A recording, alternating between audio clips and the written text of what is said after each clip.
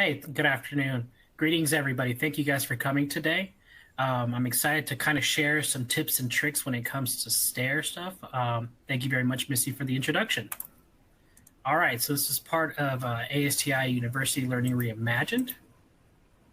This is the same introduction I just gave you guys, but yes, so today we're going to talk about how to elevate our stair design skills. So I just have some tips and tricks, something quick to show you guys. The first part I want to talk about is just very basic stuff. So stair documentation. How do we set ourselves up for success? A couple of the tips I can give you guys is prepare your views for documenting stairs. That way we can document in a consistent, repeatable way.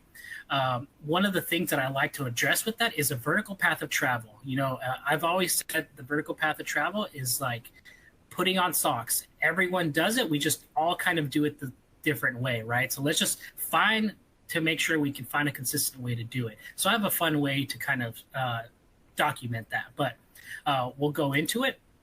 So when we're documenting stairs and we have some setup, I believe that you should prepare proper views for documenting stairs. So that includes creating new view templates for stairs, new plan types to follow that. So that when you create a new plan for your stairs, you have a view template that follows it. I also suggest that you should do a call out type for stairs specifically. And with that, finalizing with a new section type to be able to tie all of this in together so that when we are detailing our stairs, they're all following that same view template that we're using. So I know this is an overview. So what can we do specifically to create those view templates? I would tell people that for vertical circulation plans, we set the detail level to medium. I like to clean up my stairs so that there's not so many of the above category in my riser lines or in the railing. So we would go through VG overrides graphics for our stairs and be able to turn off those above categories for the riser lines and railings. As I mentioned before, we should have a section for a view. We should have a view template for sections that we can use the same exact settings from before. I would also create a new callout type and specify the vertical circulation plan as the view template to be applied to that.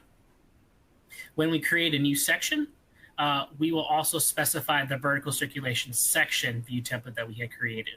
We'll create the callouts for each of those levels, and then we'll create parallel and perpendicular sections so that they follow all of the view templates. So those are just some of the small things that we can do to kind of prepare ourselves for success when it comes to documentation of stairs. Now, I mentioned before about path of travel, right? Everyone kind of does it differently. So I wanted to kind of show you guys something that we kind of creatively came up here. We kind of thought about like, how can we best show that path of travel, whether it's in plan, whether it's in 3D. So we came up with a family, right? And it's basically a railing family that follows the stairs. And the railing family has parameters that are able to create basically length parameters for you so that when you tag them, they can not only give you the length as it's going, but also it follows that vertical circulation as it's changing levels. So one of the things that I like to say is that these path of line travels, when you have these families, I have these families set up so that the travel lines do not connect levels so that you can independently create those distances between stairs, landings, etc. As I mentioned before, it is a railing family, so the railing has a length parameter. And then railings and terminations can be any shape. So in our case, we created some with arrowheads, for example. So this is kind of what it looks like in plan. So we created, excuse me, 4 different types so that depending on the situation of the stair, we could have different types of terminations and extensions when it comes to the family. So you can see here that we have the 4 different types. So let me go into Revit so you guys can see what I'm kind of talking about. So I'm going to jump into Revit for you guys. So this is a family that I was mentioning earlier. We have all these different families, and you can see here that it gives you a length when it comes to that family. So I can at least connect the levels if I needed to connect the levels. I can terminate them any either way I need to. I have those extensions as I need per the family so that you can have that vertical path of travel be consistent and ending in different types of endings here. So you can see that we have, when we go to the railing types, this allows us to create different terminations in the railing, so that when I tag this in plan, it can give me a length dimension for that tag.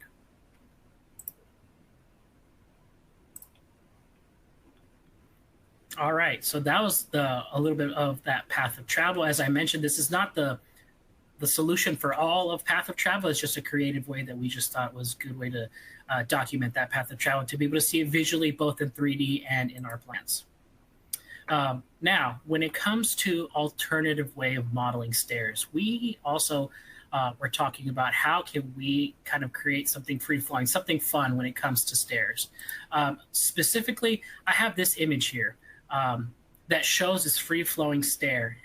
This kind of would be a kind of a nightmare to document in Revit typically, and especially when it comes to modeling and stuff, and making sure that the stairs are actually, applicable, so that they're actual real functioning stairs, etc. So we kind of came up with a way to create those stairs. And so what we ended up doing for modeling these type of stairs, we used an existing stair as a reference. And using a combination of extrusions, reference planes, and splines, we were able to extrude shapes for that free-flowing shape, as you can see here in 3D and in elevation. And using that existing stair of reference, I was able to keep replicating and using that shape to be able to come up with these free-flowing stairs, so that in the end, we would have something fun, something different to be able to create the stairs.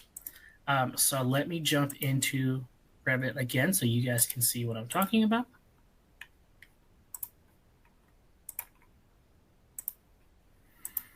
And so this is what I ended up with. If you can then, once you have a free-flowing stair like this, you can always use visibility in graphics to basically hide the other stair if you want it to basically adjust to the other stair. So you can see here, I have it in hidden mode, so you can see how these stairs are following the reference stair. So that way, if it has to be a commercial building or something like that that has to get permitted for any reason, I want to make sure that they're up to code.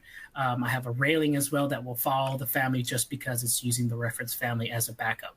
And that way we have something that we can have as a diverse or alternative way to model stairs.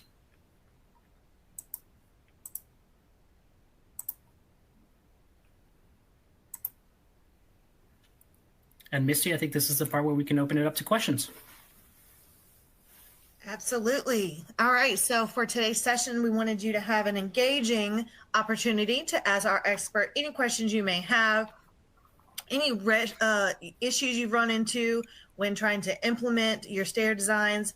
So go ahead, you can start dropping those in the chat box. And while we wait, whenever you do a training on this, is there a common question that you get, Jose? Yes. Why does Revit make it so hard to do stairs?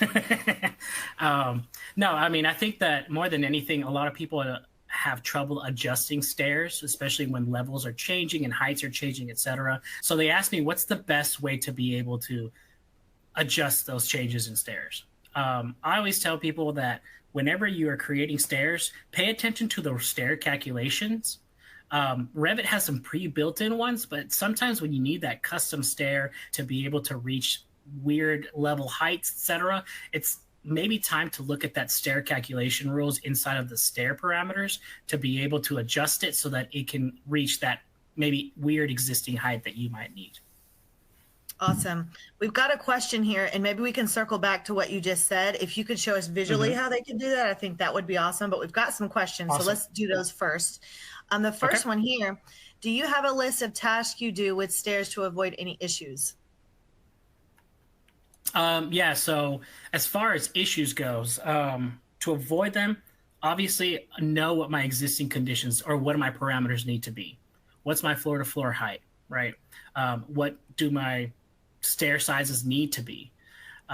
Apart from that, Revit has some pre-built-in parameters that allow that it will basically let you know if you're anywhere past code, just because they have that reference one at 7 inches, but technically it's 6 3/4 that it doesn't want to go past.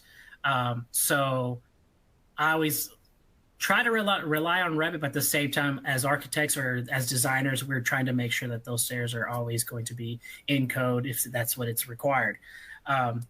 So I think creating that setup at the beginning of the stair design is always great to be able to make sure that you have success in the end and you don't have to make too many adjustments by the time you create the stair. Awesome. And we've got another question here. Saeed, I can answer this one for you. Yes, you will get a video recording. It'll be sent to you within 24 to 48 hours after the webinar. If you don't get it, I'm going to drop my email in the chat box so you guys can reach out to me. All right, so next question. Many times railings between switchback stairs do not seem to clean up well. Are there some tips or tricks to get those to look more constructible?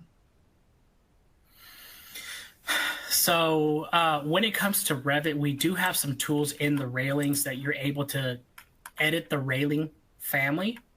A lot of the times I use my tab commands to be able to basically go into the minor parts of the railing to be able to make those changes in my railing. Apart from that, I would make sure that you have the profile set the way you want it to. A lot of the time, we run into problems with profiles. Missy, do you mind if I share my screen for that? Yeah, go ahead. We love to see it visually. I'm a visual learner. Okay, so what I was talking about is that if you have a problem with the railing where you're going to need to make some changes or adjustments to the reference or to the typical railing that Revit gives you, I would go ahead and edit the path of the railing. Oh, no, I'm sorry. So if you select the entire railing and you try to edit the path, it's going to go back to the drawing mode. But if you tap through to just the railing itself, you'll be able to come up and be able to edit the rail.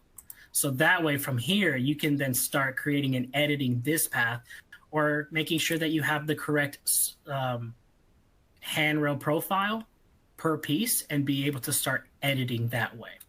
I think that that's probably the best way to do it. Rail that's a little bit more constructible, as mentioned before.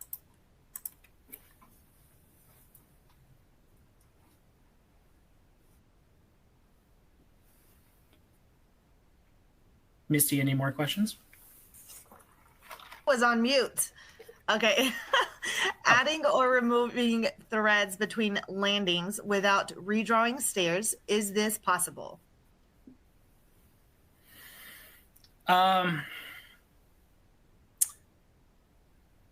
Adding or removing treads without redoing the stairs. Once you have an existing stair, that's kind of I'm trying to think how to say this, but if you remove the treads, it's going to be short of your landing destination. Let me share my screen once again. So if I'm in my edit stair mode here and I edit the stairs, you could remove these stairs. Once you edit the stairs, you have the shape handles here that you can then remove the treads that you would want. But then it would be short of its landing, and it's going to let you know that it doesn't reach the top of the stair. So you could do that if that's what you were asking. If you were asking about deleting treads specifically,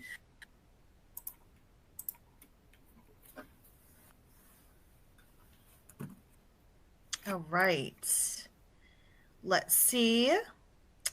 Is it possible to assign structural shapes, AISC profiles to stair stringer elements? Yes. So when you are creating your stair, let me unhide these typical I have here.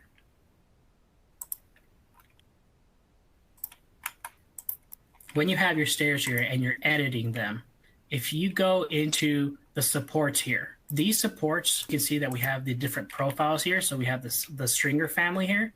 And these are just going to be section profiles from the AISC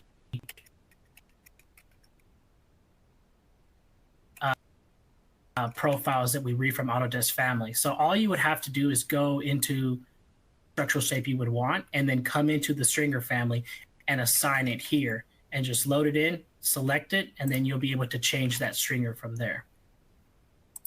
And then that will affect it. And of course, best practices says if you're ever making any type of changes like that, make sure you duplicate, create a unique name, so that way you're not making changes to the overall system of stairs that you have in Revit. That was a great question. Perfect. All right. Do you align component profile to actual stair threads? So freeform stairs follows the actual stairs changes in tread depth or riser height. So when I created the free-flowing stair, that was basically a model in place component that I assigned as a stair.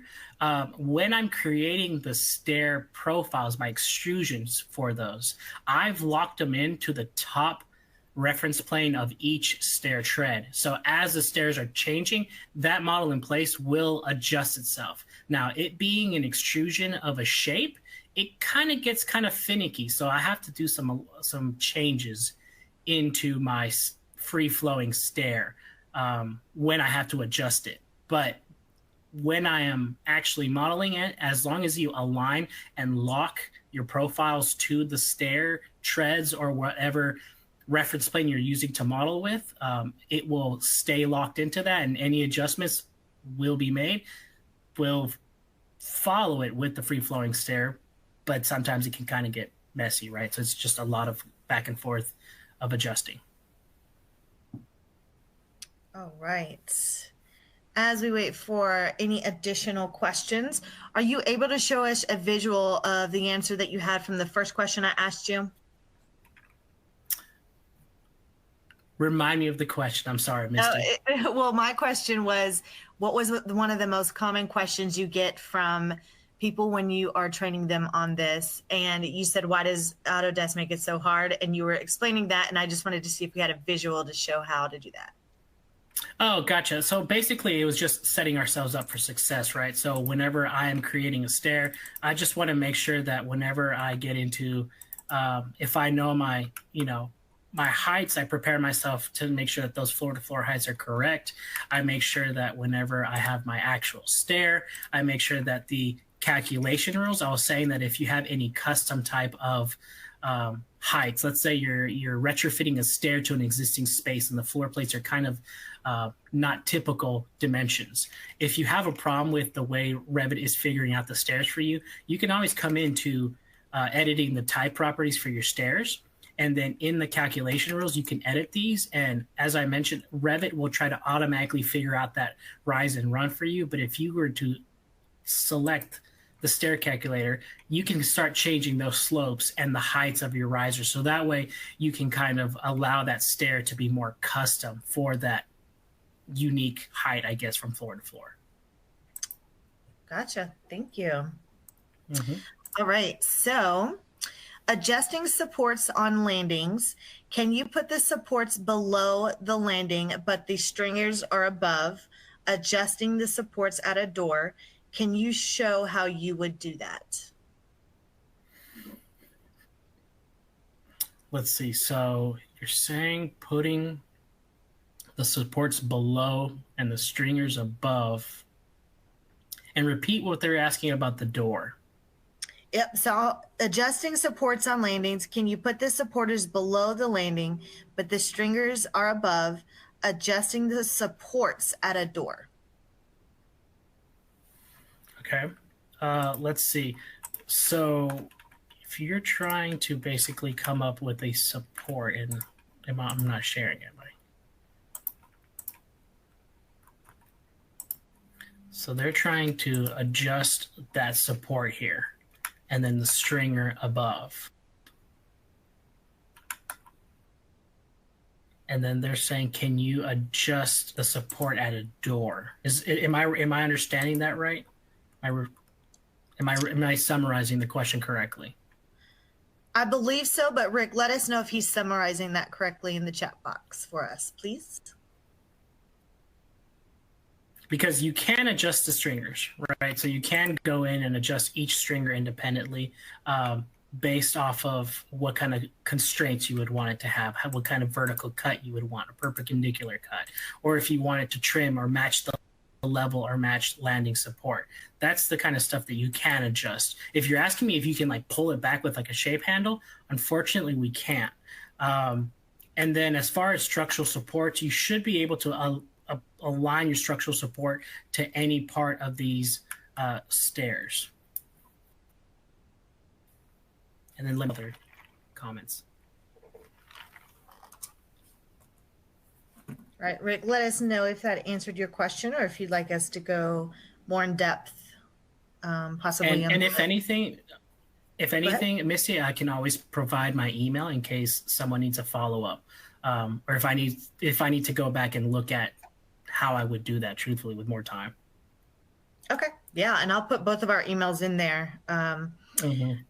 And he says, so you have a door on a landing, but the outside support needs to go under at the door. Can you make it go under?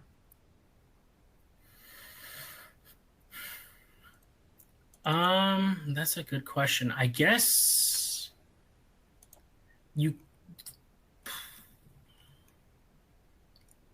technically, if you're putting the supports in, it would follow the path of your landing, like the edge of your landing. So you could stop it short, and if you had to tuck it under, then you would just customize a support piece so that it's small enough to fit under the door. That's how I would make that happen.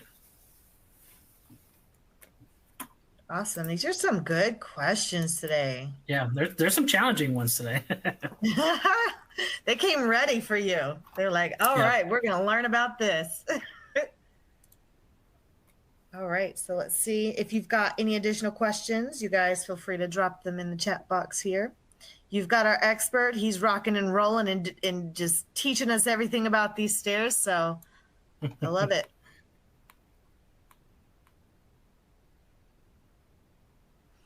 Are there any common errors that people can be aware of that they can do when creating these? Yeah, so a common error I always tend to find if I go in plan, for example, and I create a new stair. If I create a new stair and, I have my levels ready to go and I create my run, I've seen an issue where I'm sorry, let me do that one time. Where, let's say we accidentally say, oh, you know what? Actually, that's not the clear width I need inside of my stair. I need more space. So then we go in and modify. Are you trying to? You're not sharing your screen if you're doing something. I'm so sorry, guys. Really sorry about that. Let me try that again. Okay, so I just created just a typical stair. It's just a typical switchback stair. And then sometimes people run into the point where, you know what? I don't have enough clear width here. I need to make my stair wider, or make the changes to my stair. And so then when people start creating these stairs and adjust the width, sometimes you get into this landing depth is less than the run width, and then people get paralyzed with fear. What does that mean? Basically, when you're making these adjustments, all it's saying is that this depth that is here going across your landing is not going to match what your stair has as far as the depth goes within your stair. And that's a typical warning that I see all the time. Another warning I see all the time is whenever we do make a switch to a stair. So let's say we made that stair there and then we edit again, and then we try to pull the stair to meet something. So you can see it says 21 plus 1. When you do that, you're increasing the amount of stairs that are happening in your, the amount of treads that are happening in your stair, obviously, but at the same time, it's going to change that relative top height to your stair. So if anything, if you have to make adjustments so that maybe your stair needs to reach that upper landing for some reason, I always tell people, instead of dragging your stair, just drag your entire run, right? So that the landing makes the shift and not your stair. So that way we can reach that destination that we need to reach. Awesome. And Rick, going back to his question, he said, so the supports would be modeled separately from the stairs. themselves, is what you're saying. That is correct. So when you are applying your supports to the landing, model them separate. So in the case of the landing that needs to go underneath the door, I would model those separately. So that way, whenever you get to that door, you can just make a custom piece that goes underneath the door. So that way, you have more quality control over your finished product. Awesome. And then we've got the question regarding this switchback handrail not connecting right. I think I was referring to the inside railing, not the outside. Can you address that a bit? Okay.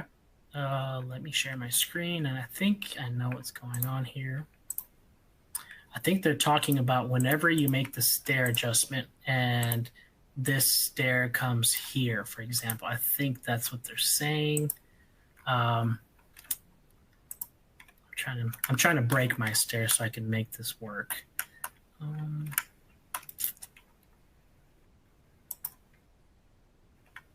try.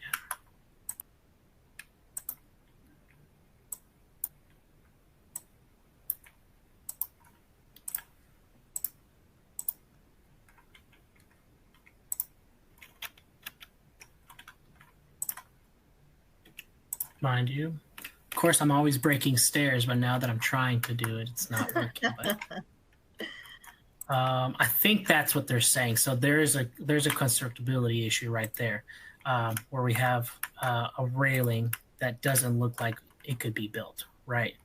I think that's where I was talking about that if you can edit the path of this railing, where you can start creating and editing the rail joins between here. So I would get used to being able to model in 3D so that you can make those edits to be able to clean that up. It's not the easiest thing in the world because you're going to have to start tweaking with work planes and understanding how do I connect this inside edge of the railing to this inside edge of the railing. So I would practice 3D modeling a lot so that way you can finish that up. But it has to do a lot with having to edit these railings. Yeah, and he said correct, assuming no space between stringers, common practice in architecture. Right. And sometimes what I've seen is that if you have no space in the stringer and you have one on top of the other, I've seen them dye their railing right into the bottom of the stringer and just put in the guardrail that comes up and finishes up at the stair. And then if there is no space, then the other railing comes in and starts off of that part. So technically you would make two railings where they're at the stringers of the stair, and then the other handrail would become independent of the railing. So sometimes we have to make kind of a custom stair where we're making a handrail and a guardrail at the same time. And a follow-up on that, can you show how to do that? I don't even know where to start with that. Okay. Let's see if I can make that happen. Let's see. So if I were to edit my stair, and let's say one stringer is going to be underneath the other. So let's do that there. And there's no spacing. So based off of my current railing at the current point. Update. He said in 3D modeling. I don't know if that makes a difference, but just wanted to let you know. Okay. So if we had these railings, and let's say if I edit my stairs and tell my railing to, let me redo these stairs because I think I need to redo them so that I can tell, well, let's just delete this here. And I am going to try to do it in plan.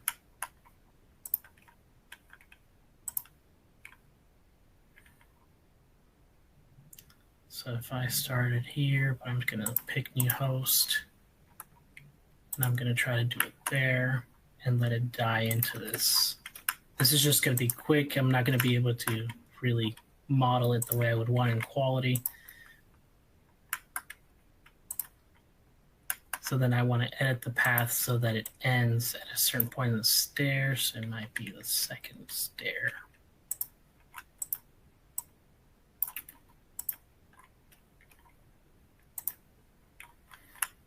That was close.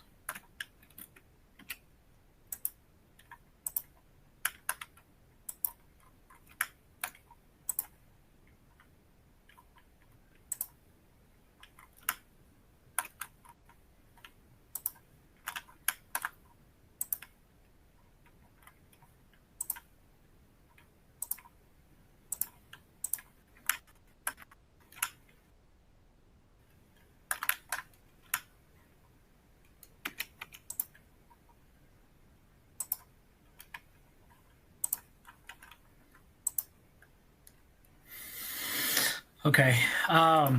So it's really not letting me do it, but what I meant was to basically draw this railing up towards the bottom of the stringer, end it there, and then when you draw your other railing, it would be independent. You're not railing, I'm sorry, your handrail.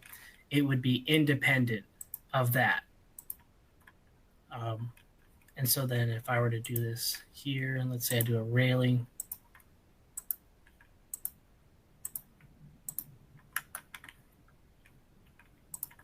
so if I had a handrail that comes up off of it, and then I would offset it from the path, let's say the 3 inches that maybe we might need.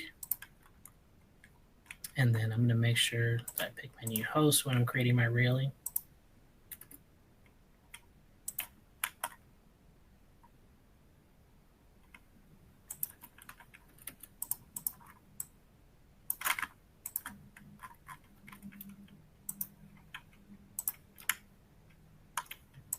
I want this to be a handrail.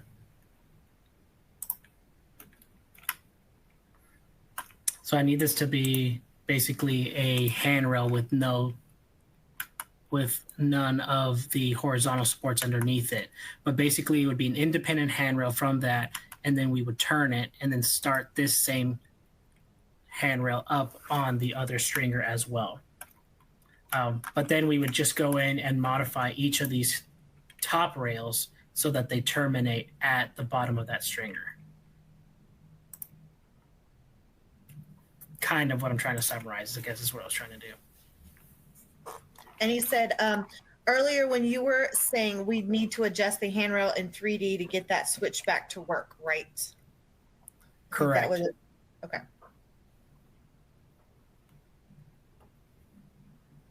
This looks like a popular topic. We might have to do a series and go into depth even more. Of handrails.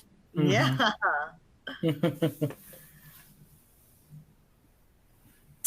All right. Let's see if we got any more questions for the expert Jose today. You know, well, I with really these questions, I feel more like a beginner again. They're hardcore questions, but they're good ones. How do you adjust handrails in 3D? So it's the same way, right? So I'm in 3D here. I go to select the top rail or handrails, whichever one you want to do. And then depending on which one, if it's the top rail, then we can edit the rail from there. Select the different profiles we want or load a new profile. We can reset the rail, edit the path as well if we need to. We can edit its joins from here in 3D. So that's for the way you would access your railing editing tools. Am I not sharing again? Oh, no, you weren't sharing. Sorry about that. I was not sharing. Okay. No, you're good. All I was saying is that in 3D, I would go in, and depending on which one you would want to edit, whether it's the top rail or the guardrail, you would go in, select it, and start editing that way, and then edit the rail using the edit path tool so that you can start editing rail joins and using new line tools to edit those railings there.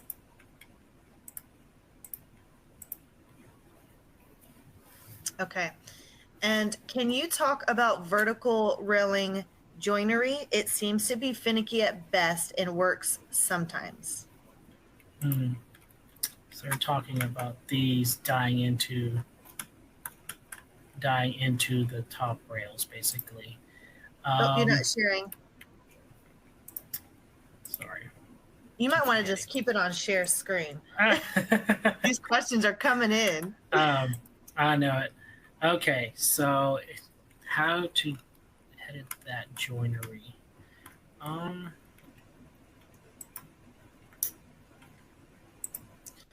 I would want to say, we could do it through the ballast replacement.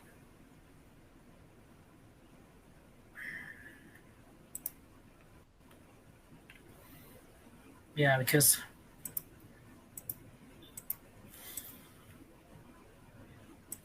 apart from your type settings, right, apart from your type settings and being able to tell it exactly what combination, whether it's at an angle or a tangent join, and then what you would want those connections to be, whether they're weld or trimmed connections.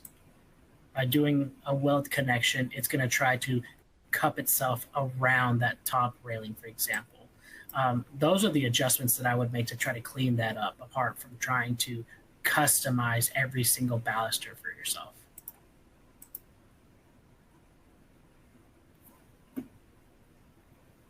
I hope that answers that question. And I'm just going to keep sharing, Misty. Yeah, no, for sure. Yeah, let us know if that answers your question. And then as we wait for more questions to come in, do we have on the calendar any type of trainings or opportunities for trainings for something like this type of topic? So I don't think I have anything on the calendar anytime soon, just because the holidays are coming up. But I know for sure that people can reach out to GRAITEC and ASTI, because we now offer module training. And one of those is vertical circulations, where we go from very beginner classes of vertical circulation all the way to advanced modeling. And those are anywhere from an hour to 2 hours of dedicated training for a specific subject now. Fantastic. I know, Missy, you probably can. I'm sorry. Oh, yeah, I was going to say, how would they reach out? Would they do I just put the link maybe to the our training website? I think so, because then I think the sales department could reach out to them, and we can start conversations on them joining up for that training. Awesome. I'll plug that in the chat box. And then we've got one from Carmen. She says, I apologize for joining late, but I would like to know how to change a stair from precast in a fixed stairwell enclosure to metal stair and stringer in a line in between the same stairwell walls. So the size of your stair shouldn't change when you make the switch between each. I think the only thing that changes is how the stairs are terminating, and you'll get a warning letting you know that it's going to either exceed the size of the stair or not. So if you hit that there, you can see that it's going to tell you that the actual tread depth of the stair is less than the minimum tread specified. And that's just because of the settings as to how much your riser is going up.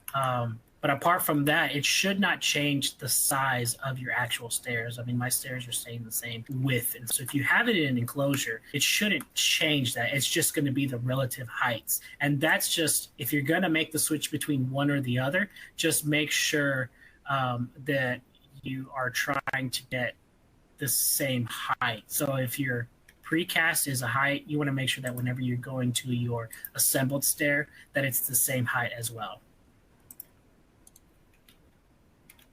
All right. Let's see. Can OAA and Ontario, Canada members get a Con Ed credit? If so, how? And actually, before we go on to that, Carmen had a follow-up. She said the stringers always end up in the walls. Okay. I think earlier we were talking about this, that if you end up making that change, then just grab that stair and just adjust it so that it's not in the wall anymore. That's the only quick way that I could come up with, so that you can just move it out of the way. That way it's not in your wall anymore, in your enclosure anymore, if you make that change. Okay, and she said, how do we change the stringer so it is hosted on the outside moving inwards? And I'll go back to the other questions after that. The outside moving inwards. I guess I'm having trouble understanding that when they mean on the outside moving inwards. Okay, Carmen, if you just want to elaborate a little more on that question. This one also seems related. By using tab, I was able to get handrail addition mode, but I couldn't edit the existing handrail. I could add or draw on it. Mm-hmm. You could add or draw on it. I think it might be because you might need to make sure that you set your work plan accordingly with the railing to be able to edit that path. Okay, and I'm going to go to this question as we wait for, oh, here you go. Here she goes. So it doesn't end up in the wall. Because she had said, Okay. how do we change? Okay, there you go. Go ahead. No, go ahead. Repeat it one more time. She had said, how do we change the stringer so it is hosted on the outside moving inwards so it doesn't end up in the wall?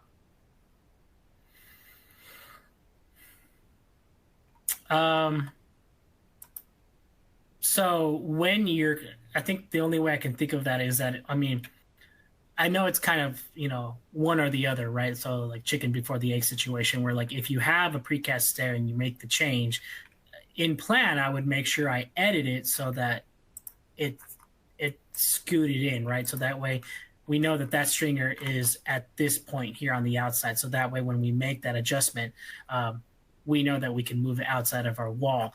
Apart from that, when you're actually creating a stair, you have the options of your location line, and the options of your location allow you to choose the exterior supports left or right. So that way, when you're designing your stair, you're pulling it from the outside of the support here. So that way, when you're creating it in your stairwell, you can go right up to the wall with the outside edge of your exterior support. And I think Rick added on to that, width of stair is based on the run width. So the precast run width is the full width with stringers is run width plus the width of the stringers. That sounds like calculus to me. No, I get what he's saying. He's saying that with the precast stair, it's including the width of the stringer out here, while the assembled stair is the width plus the stringer. And I get that. So that's what I was saying. So if you make the switch, it's going to be in the wall anyways, right? So it depends on what you want to do here, whether you want to edit just the, once you make the switch over, edit the stairs and adjust the width of your stair, or redo it and making it you are choosing the location line of your stair so that it's going to the exterior support. Okay. Going back to this question of routine, can OAA Ontario, Canada members get a Con Ed credit? If so, how? So I believe quote me, let me know if I'm wrong, Misty. I believe they can get continuation education for the webinars. Typically, when that happens for me, Misty, I just ask the people to share their AIA numbers, and then ASTI and GRAITEC reports them to the AIA and let them know that they attended the class, and then they should receive credit for it. Okay, yeah. In the past, I do have a certificate of attendance I can give you. I'm going to put my email in the chat. If you can reach out to me, I'll make sure that I get that over to you, and we can get you that credit. Okay. All right. Good questions. I feel like I'm sweating over here. You didn't know you were going to come into this with some expert levels here. I love it though. You know, I feel like the most engaging and learning opportunities are when we get these questions. And for me, I know what's popular and what you guys want to hear about on future webinars. So I love it. I don't know if you love it as much as me, Jose. You're doing the hard work. Well, I'm in the hot seat, right? But I mean, more than anything, you know, with GRAITEC and ASTI, we just try to push everyone to be future-proof, and implementation of Revit is just so important for us. So being able to share the knowledge and being able to see that so many people are willing to work to make Revit work, it's just, you know, it's a great thing for us to see. Yeah, absolutely. All right. And I did put in the link, the training page. I'm sorry, I did put in the chat the training page link. So if you guys are like, yeah, you know, I really like this, I want to customize it for myself or for a team, you can go to that page and fill that out, and we'll get connected with you very quickly on that. And while I wait to see if we've got a couple more questions, I did want to put in here again the survey. You do get a $20 gift card if you participate in it. There is one per person. So if you do it 5 times, it doesn't necessarily go to $100, but it is super valuable because I love bringing you guys content that is meaningful, impactful. So I'm going to throw that in the chat box again.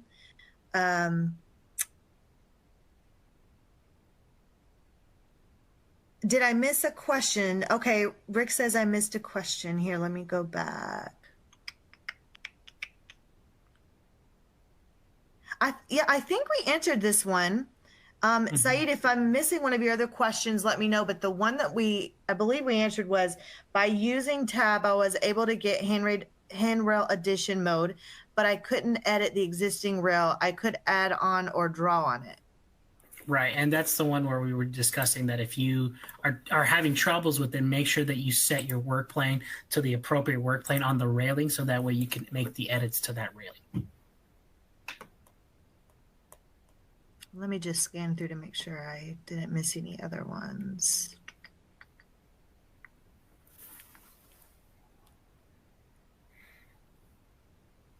I think I've got them, but if I did miss one, feel free to drop it back in there for me, because I think on my end I have addressed them from what I can see.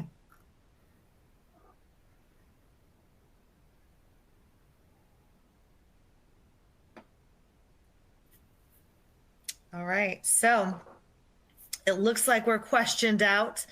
So Jose, okay. I wanted to thank you so much for coming on and being brave and taking on these questions and helping us out. And I also wanted to thank everyone else.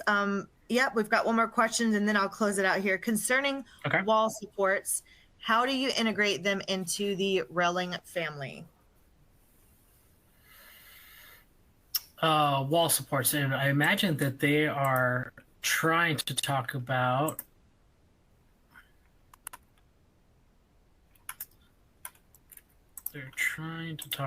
for example, in the rail structure, or in the, let's see,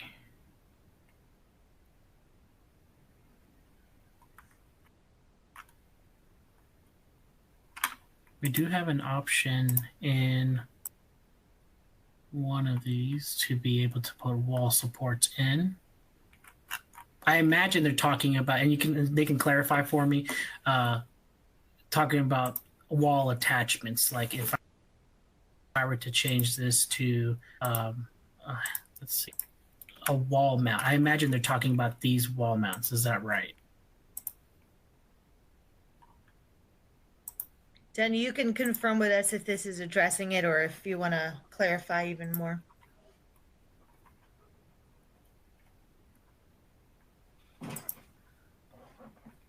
He says yes.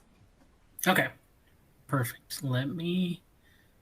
So in your railing family, when you are designing your handrail, and you go to the type of the handrail, you're going to go to the type here, and you have the ellipsis here to choose the handrail type. In there, we will have the option for support. So if you scroll down, we have supports here, and you're just going to have to load in some type of family that you use for supports. And then you can give that the ruling that you would want with the railing. So if it's a fixed distance, if you need to align it with the post, if it's a fixed number over a distance, maximum spacing or minimum spacing, and then you give that dimension and then your justification for that dimension, whether it's justifying at the beginning, end, or center of your railing.